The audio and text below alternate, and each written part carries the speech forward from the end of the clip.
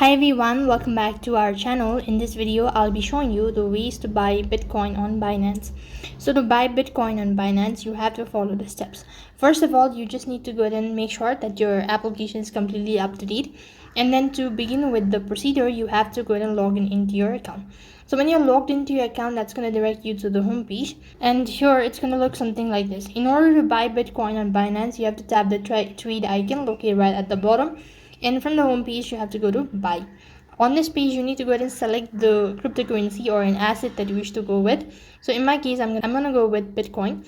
So type in Bitcoin, and here you need to go ahead and enter in the amount that you wish to buy.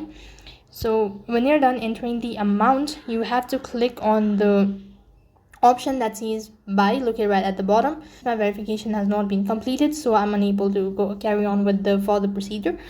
When you do that next interface, you'll be asked to enter in the payment source or how you can go ahead and pay. And when you've added the payment source, you can confirm your order, and that's basically how you can buy Bitcoin on Binance. That is all for this video. I hope the video was helpful. Make sure to like, share, and subscribe to our channel.